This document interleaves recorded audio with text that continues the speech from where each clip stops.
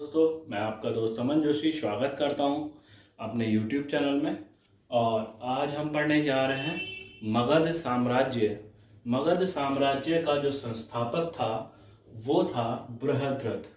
मगध साम्राज्य का संस्थापक कौन था? बृहद्रथ था।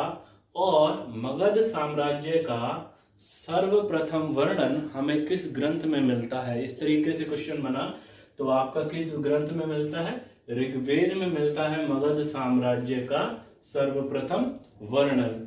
इसको ऋग्वेद में जो क्या नाम दिया गया था, तो किराट नाम से वर्णन है ऋग्वेद में मगध साम्राज्य का। ठीक है, अब इसमें तीन परिवार चलते हैं, एक हर्यक वंश है, दूसरा नागवंश और उसके बाद नंदवंश। तो हर्यक वंश की जो संस्थापक था वो था बिंबिसार। एक क्वेश्चन और बन सकता है कि किस वंश को पितृहंता वंश के नाम से जाना जाता है? तो पितृहंता वंश के नाम से जाना जाता है हर्यक वंश को। ठीक है, कि हर्यक वंश को किस और नाम से जाना जाता है? पितृहंता। पितृ मतलब पिता और हंता माने हत्या करने वाला। पिता की हत्या करके गद्दी पर बैठते थे ये शासक। जैसे बिंबिसार की हत्या किसने की थी? उसके पुत्र अजातशत्रु। अजातशत्रु के पुत्र ने उदयन ने अजातशत्रु की हत्या करके गद्दी पर बैठा था। अब बात करते हैं बिंबिसार की, है ना। तो बिंबिसार के बाद अजातशत्रु और अजातशत्रु के बाद उदयन। उदयन के बाद उसकी गद्दी पर बैठा था नागदशक। नागदशक के बाद मुंडक। और हर्यक वंश का जो अंतिम शासक था तो वो था नागदशक।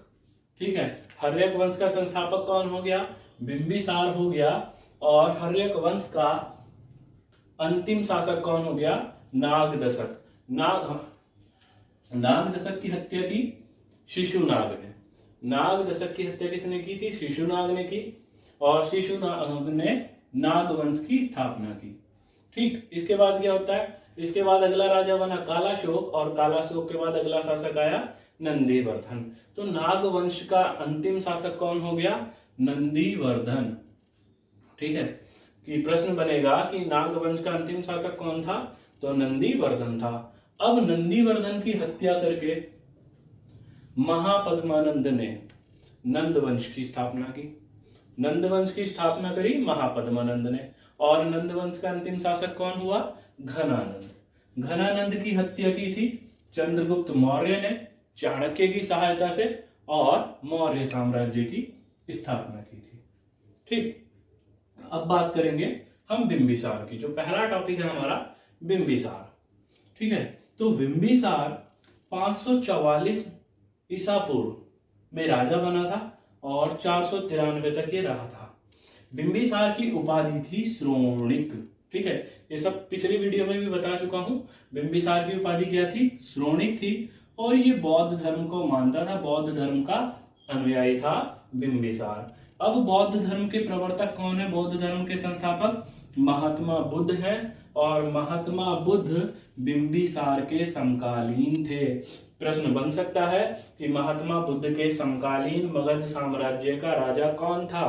तो बिंबिसार था। ठीक है, अब बिंबिसार ने महात्मा बुद्ध को अपने मगध साम्राज्य में संरक्षण दिया था।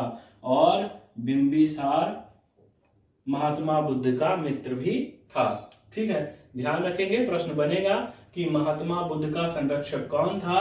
तो बिंबिसार था। अब बिंबिसार ने क्या काम करा था? बिंबिसार ने राजगृह नाम का एक नगर बसाया।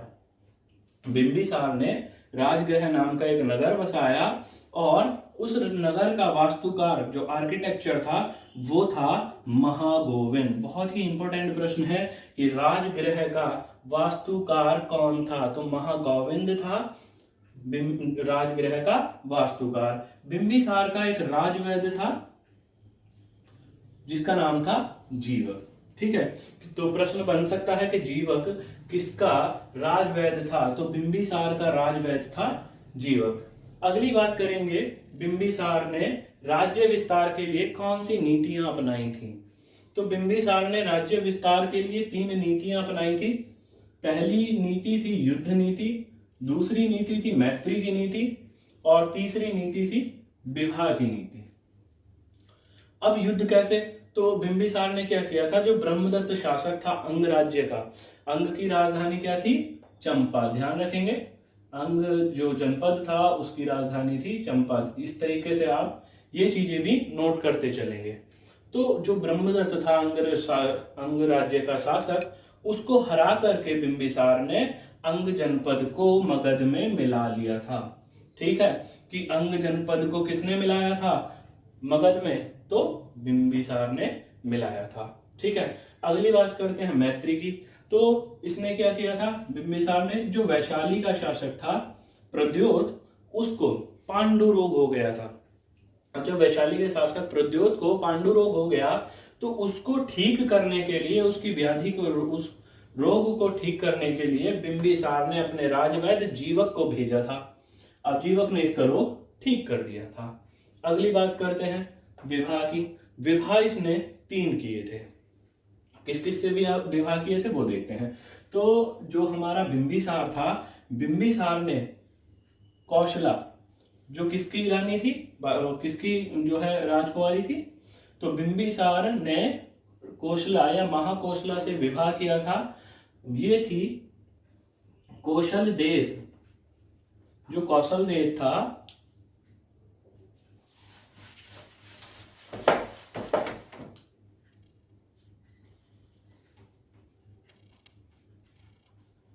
कौशल देश का जो शासक था उसका नाम था प्रसेनजीत। ठीक, प्रसेनजीत की बहन का नाम था महाकौशला। प्रसेनजीत की बहन का क्या नाम था, महाकौशला। और इस महाकौशला से शादी की थी बिंबिसार ने।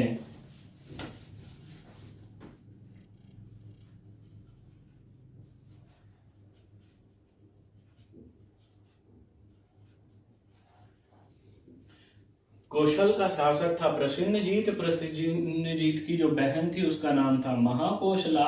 महाकौशला से शादी किसने की थी, बिंबिसार ने। अगला राजा था वैशाली। जो वैशाली जनपद था उसमें शासन था लिच्छवियों का। लिच्छवी वंश चल रहा था उसमें, और लिच्छवी वंश का जो शासक था वो था चेटक। चेटक की बहन थी जिसका नाम था चेलना। इस चेलना से शादी की थी बिंबिसार ने, और इन दोनों के एक पुत्र उत्पन्न हुआ था जिसका नाम था अजातशत्रु, जो हमारा अगला शासक होगा, अजातशत्रु। ठीक, अगर आगे की बात करूं तो अगला शासक है मद्र जनपद। मद्र जनपद का जो राजकुमारी थी उसका नाम था खेमा। खेमा से शादी की थी बिंबिसार ने, और इन दोनों के एक पुत्री उत्पन्न हुई थी जिसका नाम था क्षेमा, और इसने बौद्ध धर्म को अपना लिया था। ठीक, इतना समझ आया होगा अजातशत्रु की। तो अजातशत्रु किसका पुत्र था, बिंबिसार का। अब अजातशत्रु का जो समय था वो था 493 से 461 ईसा पूर्व। ठीक है, अजातशत्रु का समय कितना था, 493 से 461 ईसा पूर्व। अजातशत्रु की उपाधि क्या थी, कुणिक। ठीक है, ध्यान रखें, अजातशत्रु की उपाधि क्या थी, कुणिक। बहुत ही ज्यादा एग्जाम में आई है कि अजातशत्रु, कुणिक किसकी उपाधि थी, तो अजातशत्रु की। और अगर मैं बात करूं, अभी पीछे भी करा है इस चीज को, कि बिंबिसार की उपाधि क्या थी, श्रोणिक। ठीक है, तो श्रोणिक किसकी उपाधि थी, तो बिंबिसार की, और पुत्र की उपाधि थी कुणिक। इस चीज को ध्यान रखें, बहुत ही इंपॉर्टेंट प्रश्न है, 1 नंबर का। अब मगध का स्वर्णिम काल किसके काल को कहा जाता है, तो वो था अजातशत्रु का काल मगध का स्वर्णिम काल कहलाता है। ठीक, अजातशत्रु ने 2 नवीन हथियारों का निर्माण करा था जिनका नाम था रथमूलस और महाशिलाकंटक। अजातशत्रु ने 2 नवीन हथियारों का निर्माण किया जिसका नाम था रथमूलस और महाशिलाकंटक। राजगृह नगर का निर्माण किसने कराया था, किसने बसाया था, तो बिंबिसार ने बसाया था राजगृह, और इसका जो वास्तुकार था वो था महागोविंद। लेकिन राजधानी राजगृह को अजात शत्रु ने बनाया था। ये भी उत्तराखंड के एग्जाम में आया था क्वेश्चन, ठीक है। तो अजात शत्रु ने राजगृह को अपनी राजधानी बनाया और जब 463 ईसा पूर्व में महात्मा बुद्ध की मृत्यु हो गई, 463 ईसा पूर्व में महात्मा बुद्ध की मृत्यु के पश्चात अजात शत्रु ने राजगृह में विश्व शांति स्तूप का निर्माण कराया था। ध्यान रखें कि जो राजगृह में विश्व शांति स्तूप का निर्माण किसने कराया? तो अजात शत्रु ने कराया। किसकी मृत्यु के पश्चात करवाया? तो महात्मा बुद्ध की मृत्यु के पश्चात कराया था।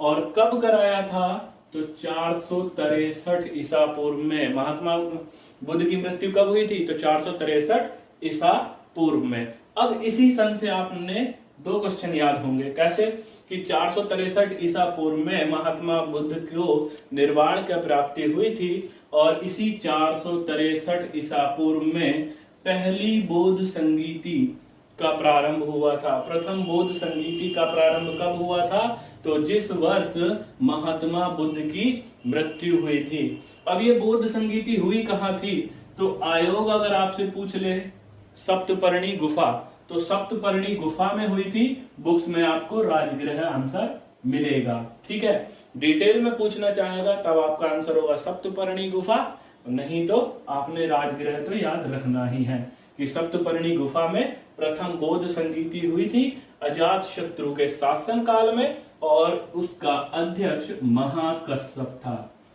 ठीक है। कि प्रथम बौद्ध संगीति कब हुई? तो महात्मा बुद्ध की मृत्यु के समय हुई थी 463 483 ईसा पूर्व में। 483 ईसा पूर्व में जो है महात्मा बुद्ध की मृत्यु हुई थी और प्रथम बौद्ध संगीति भी 483 ईसा पूर्व में हुई थी। इस जो प्रथम बौद्ध संगीति के अध्यक्ष थे वो थे महाकश्यप, ठीक। यहां तक हो गई बात। अब इसके बाद बात करते हैं कौशल का युद्ध। कौशल का युद्ध किस किस के मध्य हुआ था? तो कौशल देश था, एक कौशल जनपद था जिसका शासक था प्रसन्नजीत। प्रसन्नजीत की बहन से शादी की थी बिंबिसार ने। अब प्रसन्नजीत जो था, प्रसन्नजीत से युद्ध किया था इस अजात शत्रु ने। अजात शत्रु ने युद्ध किया और युद्ध करने के पश्चात प्रसन्नजीत की पुत्री बाजीरा से शादी कर ली। प्रसन्नजीत की पुत्री से शादी किसने की? अजात शत्रु ने की और जिनसे उत्पन्न हुआ था उदायन, ठीक है। उदायन उत्पन्न हुआ था अजात शत्रु और प्रसन्नजीत की संतान था, ठीक। अब जिनको नोट करना है वो इस वीडियो को पॉज करके नोट कर सकते हैं, ठीक। अगली बात करेंगे हम उदायन की। उदायन उदायन ने पाटलिपुत्र जो आज का पटना है उसकी स्थापना की थी, पाटलिपुत्र नगर बसाया था और उदायन ने मगध साम्राज्य की राजधानी पाटलिपुत्र को बनाया। यह प्रश्न आयोग जो उत्तराखंड का आयोग है यूके अधीनस्थ सेवा चयन आयोग, उसने प्रश्न दिया था कि मगध साम्राज्य की राजधानी कौन सी है। तो उसमें इस राजगृह को ऑप्शन में नहीं दिया था, पाटलिपुत्र को ऑप्शन में दिया था, ठीक है। ध्यान रखेंगे। तो तब क्या आंसर लगाया था? पाटलिपुत्र। राजगृह को राजधानी बनाया था अजात शत्रु ने, मगध साम्राज्य की राजधानी अजात शत्रु ने राजगृह बनाई और उसके बाद उदायन ने पाटलिपुत्र नगर बसाया और उसको मगध साम्राज्य की राजधानी बनाया। पाटलिपुत्र का जो प्राचीन नाम था वो था कुसुमपुर और पाटलिपुत्र अर्थात आज का पटना किन दो नदियों के संगम पर है?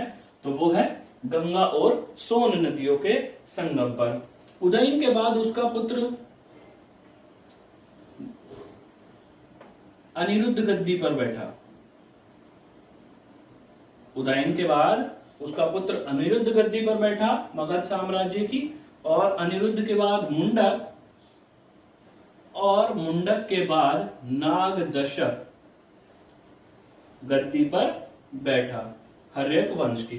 अब क्या होता है कि नाग दशक की हत्या करके शिशु नाग नाग वंश की जो है स्थापना करता है। ठीक, तो आगे बात करते हैं नागवंश की। नागवंश की स्थापना शिशु नाग ने की थी। किसकी हत्या करके? नागदशक, जो हर्यक वंश का अंतिम शासक था नागदशक, उसकी हत्या करके या उसको अपदस्थ करके शिशु नाग ने नागवंश की स्थापना कर दी। और अब क्या करेगा? मगध साम्राज्य की राजधानी को इसने वैशाली को बनाया। ठीक है, मगध साम्राज्य की अब राजधानी क्या कर दी इसने? शिशुनाग ने वैशाली।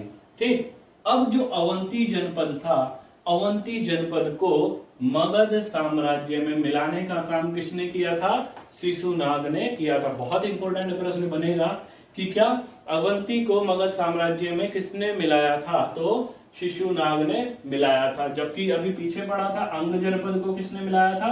तो अंग जनपद को मिलाया था बिंबिसार ने। अंग जनपद को मगध साम्राज्य में किसने मिलाया? बिंबिसार ने। ठीक, अब क्या होता है? अगला शासक बनेगा कालाशोक। शिशुनाग का पुत्र था कालाशोक। कालाशोक का समय कितना था? तो 394 से 366 ईसा पूर्व। ठीक, इसके बाद क्या होता है कि कालाशोक के समय में द्वितीय बौद्ध संगीति होती है 383 ईसा पूर्व में। ठीक है, वैशाली में द्वितीय बौद्ध संगीति होती है 383 ईसा पूर्व में कालाशोक के समय में।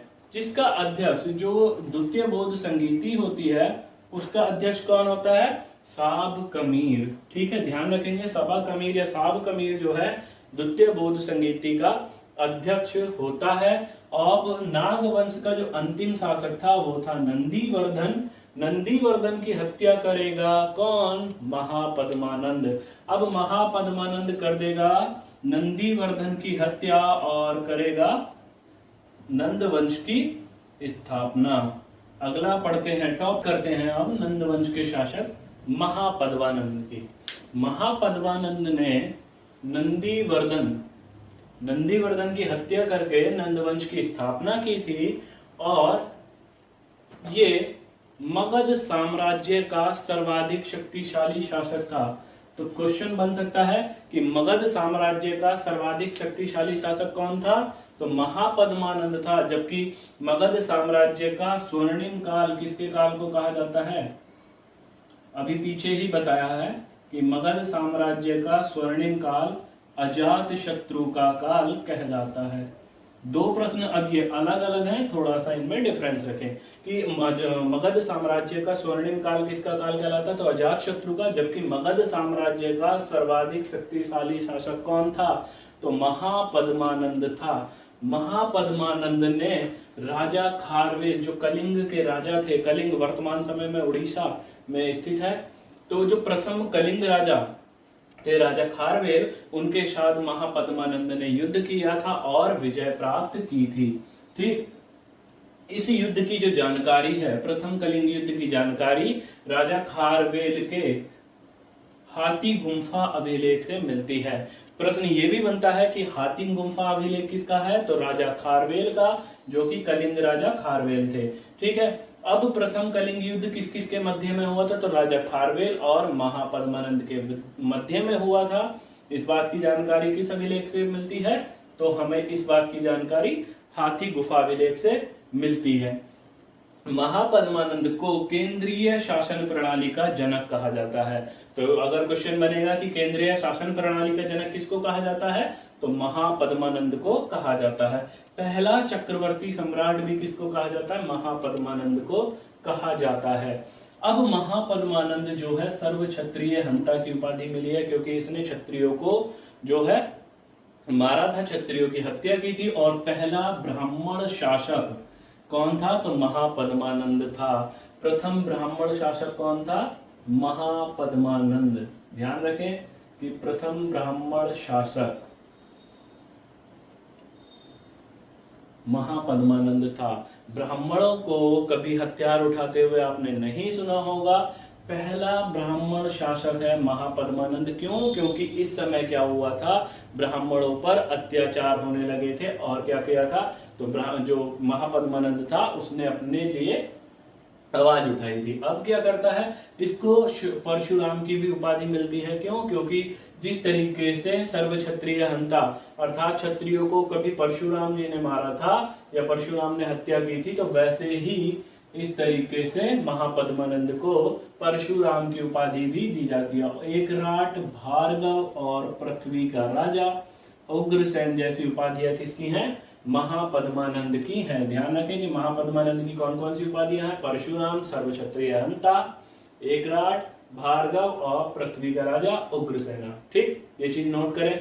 अब बात करूंगा मैं अगला शासक जो नंद वंश का अंतिम शासक था घनानंद। ये था सिकंदर के समकालीन, जिसको आप सिकंदर महान के नाम से जानते हैं। तो सिकंदर के समकालीन था घनानंद।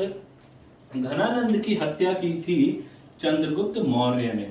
चंद्रगुप्त मौर्य ने चाणक्य की सहायता से घनानंद की हत्या कर दी थी।